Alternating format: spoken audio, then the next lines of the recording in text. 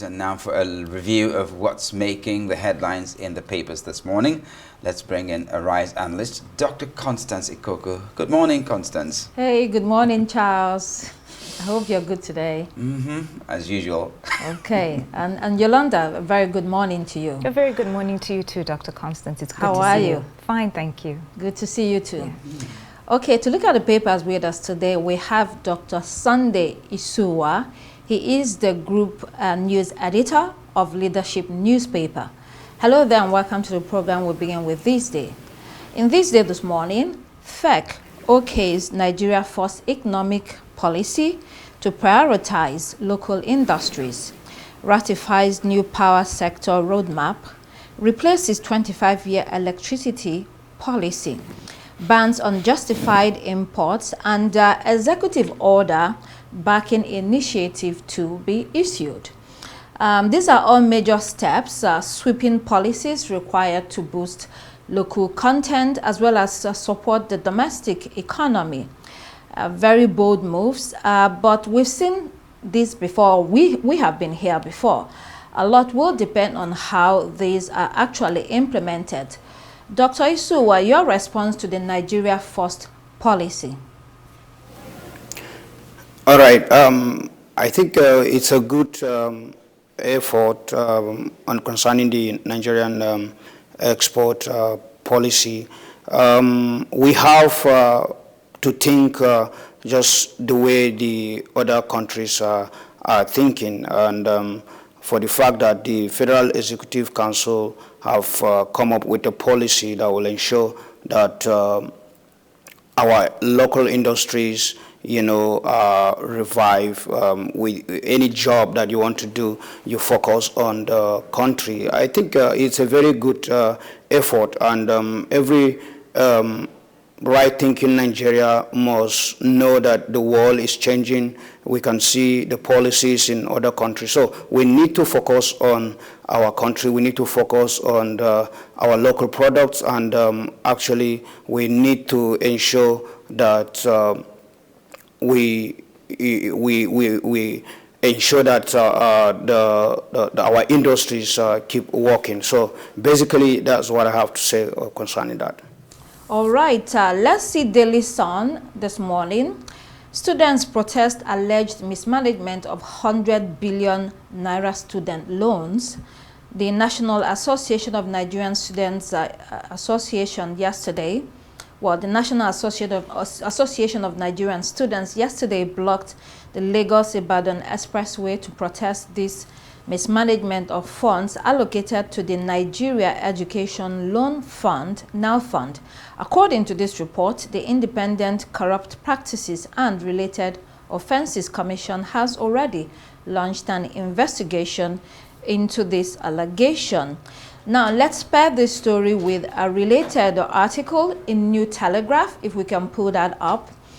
Here at the bottom right-hand corner of a New Telegraph, mass failure in 2025 UTME as 1.5 million score below 200, while JAM probes 2,157 for cheating. Really depressing news. Out of over 1.9 million students that sat for the Unified Tertiary Matriculation Examination, just over 400,000 scored above 200 out of a total achievable score of 400. It's a downward trend that we are seeing right here. Dr. Inua, your take on these two stories? Yes, the main aim of a protest is to send a signal to the government to be able to take action. And the protest yesterday by the students in Ibadan area, I think the government need to take action, because we are talking about billions here, and this money is meant to ensure that students have access to loan that would enable them to school. And so if these monies in billions are misappropriated, I think the authorities need to come out and act very fast, because students they are not, you can't just play with the future of the students. So the government needs to come out clearly and give us a statement why this student loan is being mismanaged and why some of the students or most of the students are not having access to this student loan. So the government needs to come out. Then the second story concerning the failure in JAM, I think it's not necessarily about the educational. Maybe the students are not that poor. They're not that poor in education. The only problem we have is that the examination is being used, is computer based. It's a computer based test. So, and most of our schools, are we using digital communication technology to teach our students, the basic things they need to know? So you don't expect that maybe you carry out a mock exercise and a student who have not used that device in his entire lifetime, you don't expect that person to do well in an examination hall. And the timing is so short. So I'm not going to blame the failure on the lack of proper reading or lack of proper learning, but I want us to look at the area of the use of digital communication technologies in our education sector. Recently the government announced that all examination from 2027 is going to be digital. So what infrastructure have you put on ground to ensure that the student, have access to learning, not just reading the books, but the use of these devices is very important. So the failure may not be on the side of the fact that the students are not reading, but the devices they are using to carry out this examination. So a lot needs to be done. Thank you. Very fresh perspective from Dr. Isua there. Charles, if you want to come in here, access to the required technology, as JAM has computerized its processes. But at the same time, we know that a lot of the people that are seeking to be in tertiary education or wanting to go to university actually have no business being in universities. That's right. Let's start from the secondary school level. I know for sure that a lot of secondary schools, even if I'm going to put percentages to it, maybe about 60% of secondary schools do not have computer-based infrastructure, even for students who are in as late as SS3. So yes, taking the Unified Tertiary Matriculation Examination, which is a computer-based examination, might be a major challenge for them. So as Dr. Isua rightly pointed out, that contributed significantly to the mass failure. On the other hand, the system of education, I mean, it's very obvious that it has really, really gone down. I remember, back then, it was very difficult for someone scoring below 220 to gain admission.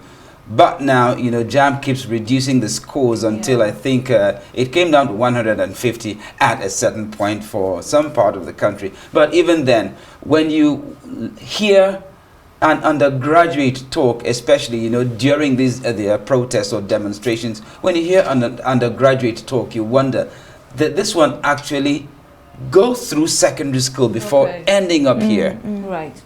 Okay, let's move on to the next story in Leadership newspaper. Tinubu behind probe of NNPCL, investigation reveals. Now we know that the Economic and Financial Crimes Commission is hot on the heels of former bosses of the Nigeria National Petroleum Company Limited, NNPCL, for alleged misappropriation of funds running into billions of naira. Those on the line include former GMD Mele Kyari, Abubakar Yaradua, and some others. But some details coming out from the NNPCL. Mele Kyari has already publicly said he will make himself available for probe, and so should he. Any comment, Yolanda, here? It's an important story.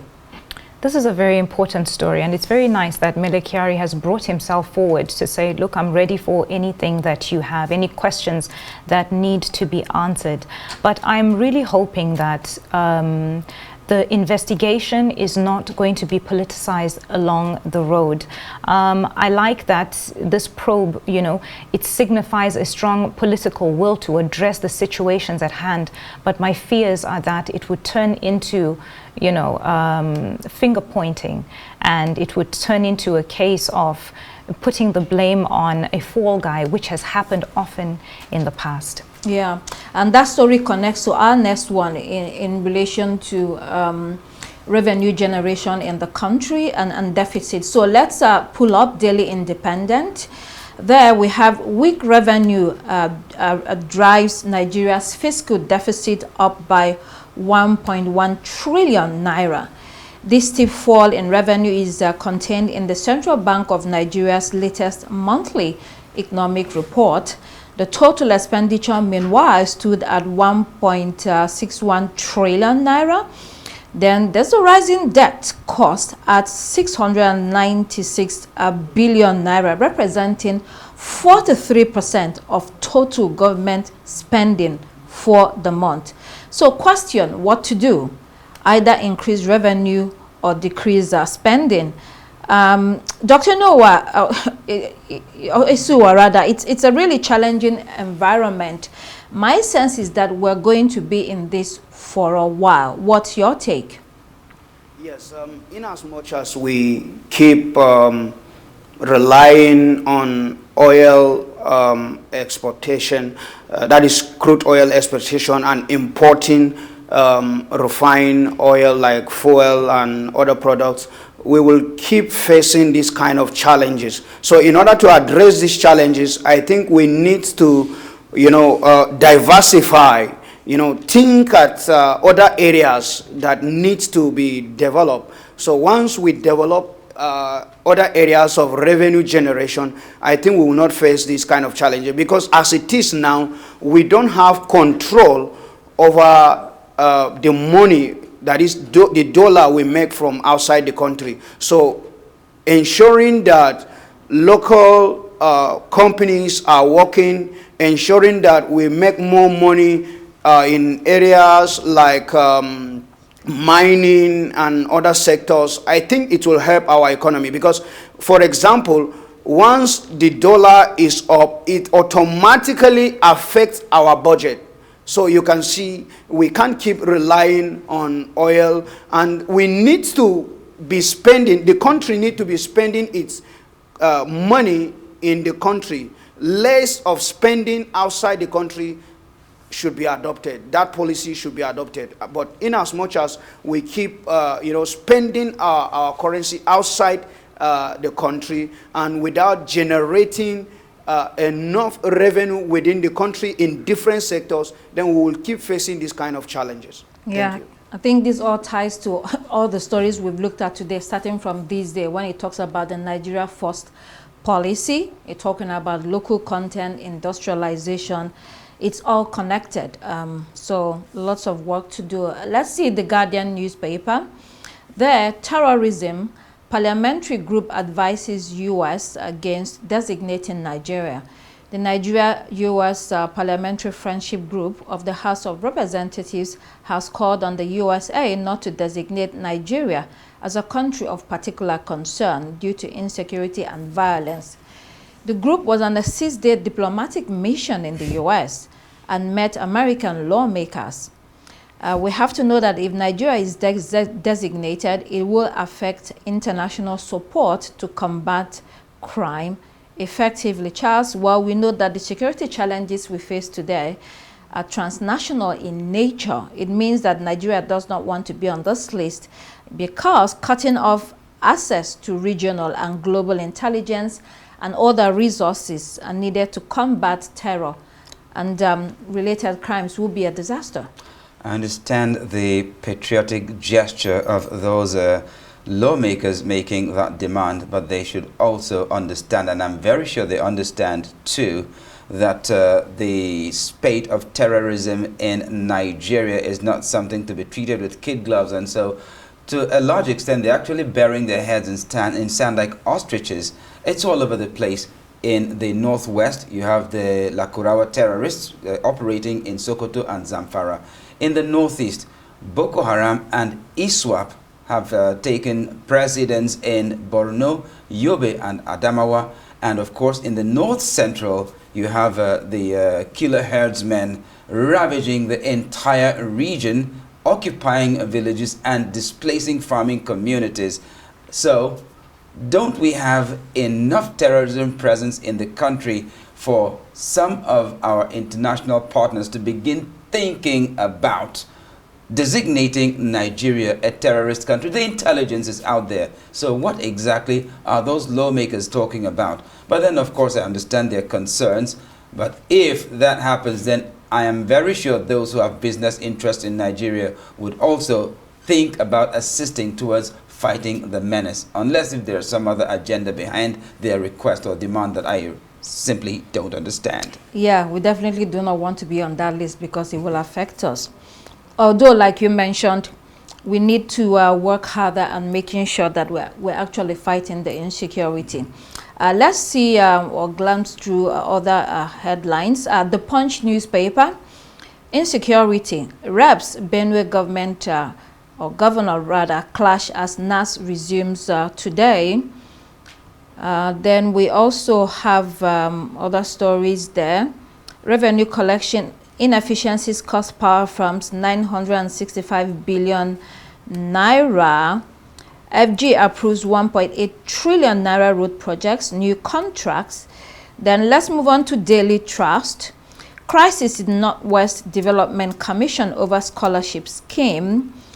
25 killed as bandits, vigilantes clash in Bauchi. And the Constitution Review insecurity tax bills top agenda as NAS resumes today. They have been on recess. Then Vanguard newspaper. Here, North alone can't decide 2027 presidency. Tanko Yakasai, ACF. Then we have setback for PDP governors as Delta pulls out of suit before Supreme Court.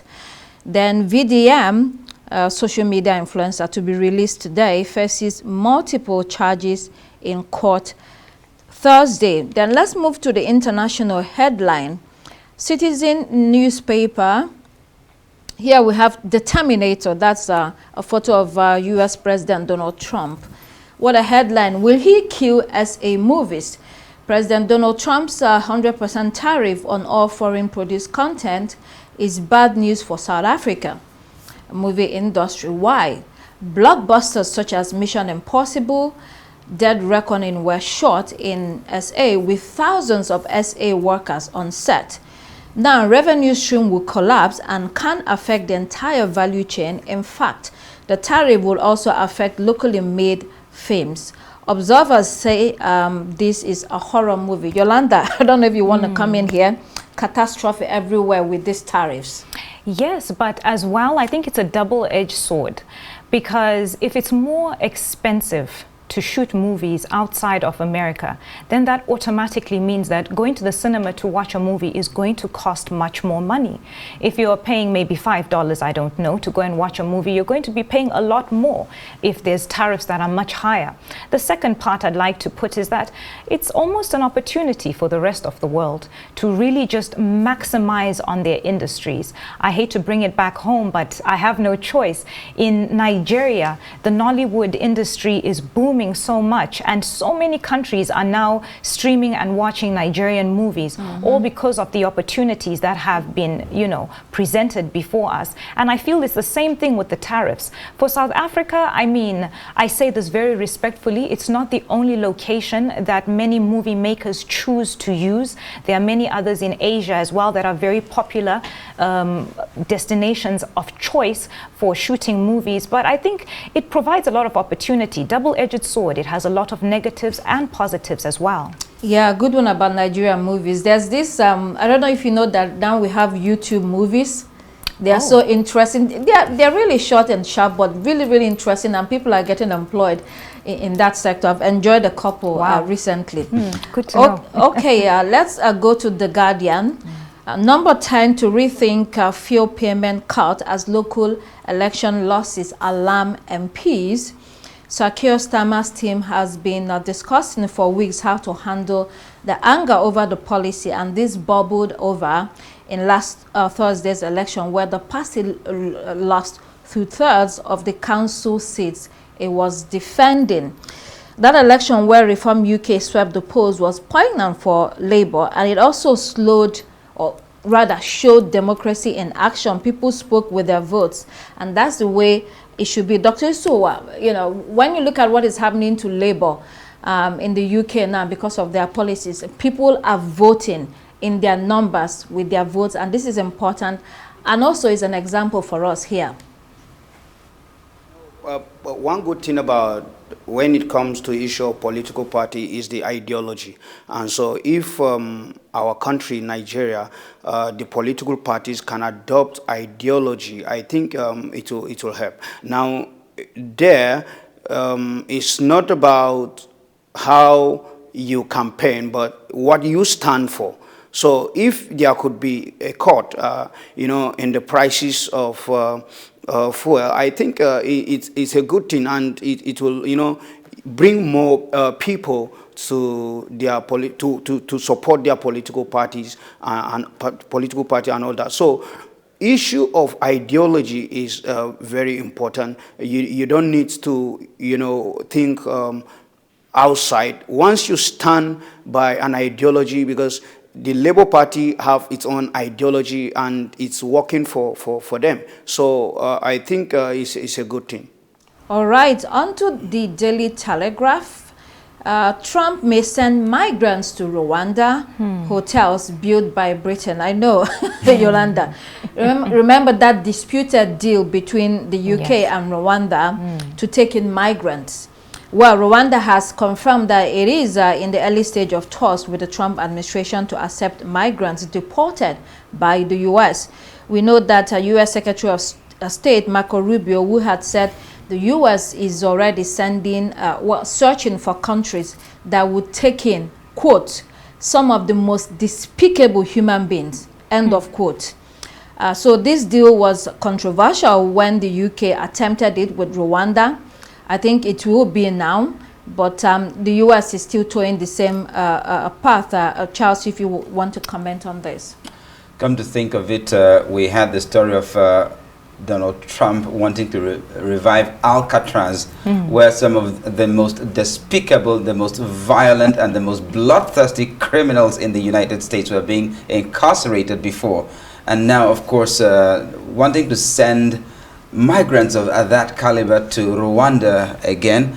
I hope that Dr. Kagame and his people have the capacity to receive, you know, the migrants like that. I mean, I wonder why they're even doing it. Well, I mean, that sort of agreement might just be in Rwanda's financial favor, because I know it's not going to be for free. Some money may exchange hands. Rwanda needs all the money it can get, you know, to keep on propping up its thriving economy. Right. But I'm very sure they must also have that security infrastructure in place to receive migrants of that nature, because I'm sure they're not going to be only Rwandans. They'll have most probably Africans and Asians in the bargain. So receive them and then re-deport them.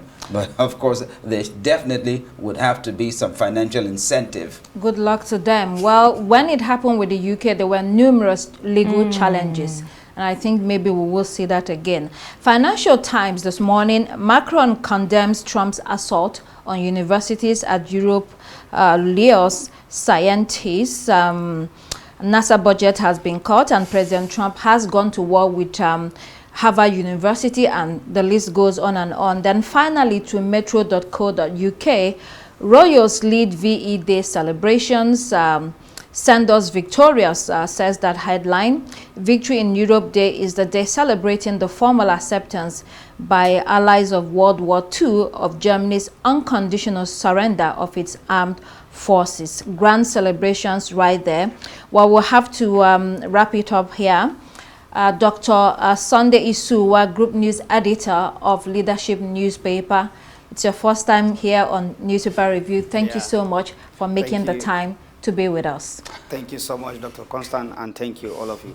Yes, I reiterate that. Thank you, Dr. Constance, for leading today's newspaper review. That's all we have time for here on Daybreak. I'm Charles Eruka. It's goodbye from me. And I'm Yolanda Robert. Please do keep it here on Arise News. The morning show is next. Goodbye.